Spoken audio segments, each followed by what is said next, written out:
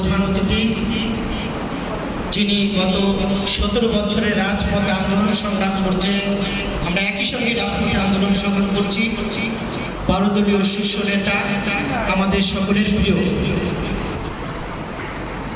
জমিয়তুল উলামায়ে ইসলাম বাংলাদেশ সংগ্রামী মহাসচিব মাওলানা গোলাম মহিউদ্দিন ইকরাম ভাই সহ বিভিন্ন পর্যায়ের নেতৃবৃন্দ মঞ্চে উপস্থিত আছেন, যার হাত ধরে রাজনীতি শিখেছি, জাতীয় রাজনীতিতে রাজনীতি করছি। আমাদের সকলের প্রিয় মধুখালী পৌর সাবেক সংগ্রামী সভাপতি, মধুখালী আইনজীবী কলেজের সাবেক ভিপি, আমাদের ছোটবাজন বড় ভাই জনাব শাহাবুদ্দিন সতেজ ভাই সহ জাতীয় নেতৃবৃন্দ, সকলকে সংগ্রামী শুভেচ্ছা। আজকে যিনি আমাকে দাওয়াত দিয়েছেন তার ভাইয়ের সঙ্গে আমার দীর্ঘদিনের পরিচয়। তার সঙ্গে আমার কোনো পরিচয় ছিল না, যদিও সে আমাদের অঞ্চলের ছেলে। আমি শুনেছিলাম তিনি কারাগারে ছিলেন, কিন্তু এতটা শুনিনি যে তিনি আয়না করেছিলেন এবং 14টি বছরে কারাগারে কাটিয়েছেন। আমি একদিন আমার অফিসে, উনি আমাকে ফোন করলেন, ইকরাম ভাই কথা বললেন যে তিনি যাবে, প্রতিনিধি সম্মেলন হবে, আপনি যাবেন। আমি বলছি অবশ্যই যাব, যেহেতু আন্দোলন সংগ্রাম করেছি একসঙ্গে। আর এই যে 14টি বছর কারাগারে থাকার যে কি যন্ত্রণা, এটা আমার চেয়ে হয়তোবা এখানে যারা আছেন সবাই কারাগারে ছিলেন, আমরা যারা কারাগারে ছিলাম তারাই জানি কারাগারে থাকার কি বেদনা। আমি 5 বার কারাগারে ছিলাম, ঢাকা কারাগার, ফরিদপুর কারাগার, রাজবাড়ী কারাগার। কিন্তু যখন রাজবাড়ী কারাগারে মামলা ছিল, এই আমার সামনে বসে আছেন পৌর যুবদলের নেতা, চোরের মতো আসতা, তিনি আমাকে, আমি তাকে ফোন করতাম, তিনি আমাকে সেই রাজবাড়ী কোর্টে এমপি কিরামত কাজী জনসভায় নাকি আমি বোমা মেরেছি, সেই মামলাও আমার নামে দিয়েছে। এই মাহবুব ভাই আমার এই সময়ে অনেকটা সহযোগিতা করেছিল। যাই হোক, আজকে জাতীয় নেতৃবৃন্দ আছেন, সকলকে সংগ্রামী শুভেচ্ছা জানাচ্ছি। আজকে সকালে যখন ঘুম থেকে উঠলাম, সোশ্যাল মিডিয়াতে কিছু দেখলাম, তখনই মনটা অত্যন্ত খারাপ হয়ে গেল। খারাপ হলো এই কারণে যে গত 17 বছরে পরিবারের সাথে, পরিবার আত্মীয়স্বজনের সাথে ঈদ কাটাতে পারিনি, বাড়ি আসতে পারিনি। কিন্তু যখন এই অনুষ্ঠানের কথা শুনেছি, আমি গতকাল রাত 10টায় এসেছি, কিন্তু এক শ্রেণী মানুষ বাংলাদেশে কি ধরনের অরাজকতা করছে, যা বাংলাদেশের রাজনীতিতে এসে পড়েছে। এখান থেকে বেশি দূরে না, রাজবাড়ী গোয়ালন্দতে আপনারা জানেন এক শ্রেণীর মানুষ কবর থেকে লাশ উঠে, সেই লাশকে কিভাবে বাঁশ দিয়ে পিটিয়ে পিটিয়ে সেই লাশকে আগুন ধরিয়ে দিয়েছে। এটার নাম কি ইসলাম? আমি এখানে যারা আলেম ওলামা আছেন তাদের কাছে প্রশ্ন রাখতে চাই, আমার রাসূল কখনো এটা শিখাই নাই। আমাদের কি শিখিয়েছে যে কবর থেকে লাশ উঠিয়ে সেই লাশ পুড়িয়ে দিতে হবে?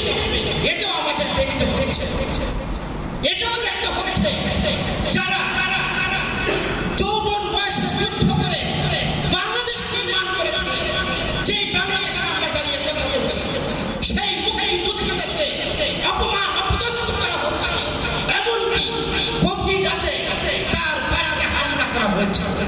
রাজনীতির ভিন্ন মত থাকতে পারে, রাজনীতিতে আপনি একজনের পছন্দ করবেন না, কিন্তু বঙ্গবীর কাদের থেকে একজন বীর মুক্তিযোদ্ধা মনে রাখতে হবে, তাকে যখন রাতের অন্ধকারে তার বাড়িতে হামলা করে, আমি একজন রাজনীতিক কর্মী হিসেবে ভাষা খুঁজে পাই না।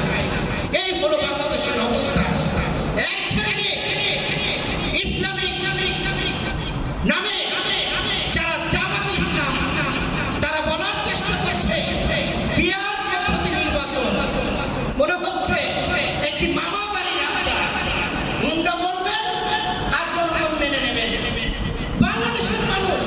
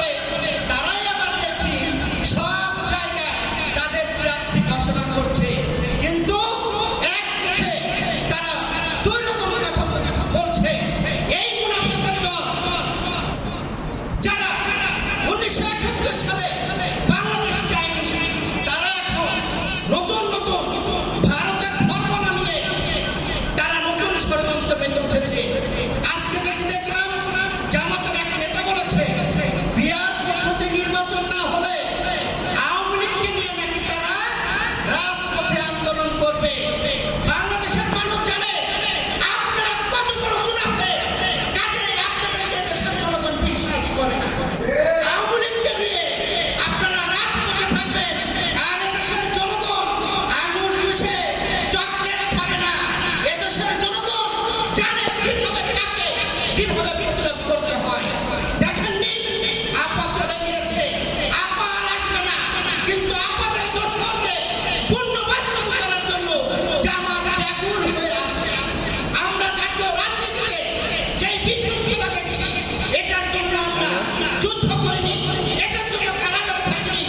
আমি ব্যক্তির উপর 19 মামলার আসামি, এখানে যারা আছে তারা একাধিক মামলার আসামি, একাধিকবার কারাগারে গিয়েছে। আমি ইকরাম ভাই সহ জাতীয় নেতৃত্ব যারা আছেন, আমি যে কথাই বলে শেষ করতে চাই, আমাদের মধ্যে যদি অলক্ষ থাকে তাহলে আকাশের যে কালো মেঘ, সেই কালো মেঘ আপনারা ঠেকাতে পারবেন না। আমাদের ঐক্যবদ্ধ হতে হবে। যদি ঐক্যবদ্ধ না থাকতে পারি তাহলে এরা দেশের মধ্যে অশান্তি সৃষ্টি করে জাতীয় নির্বাচনকে কাল প্রমাণ করার চেষ্টা করছে। আমরা স্পষ্ট ভাষায় বলতে চাই, আগামী ফেব্রুয়ারি নির্বাচন হবে। এই নির্বাচন নিয়ে যদি কেউ ষড়যন্ত্র করে তাহলে এদেশের জনগণকে নিয়ে কাল ভাঙা জবাব দেবো ইনশাআল্লাহ। আলেমুলামা যারা আছেন তাদের কাছে আমার অনুরোধ থাকবে, রাজবাড়ী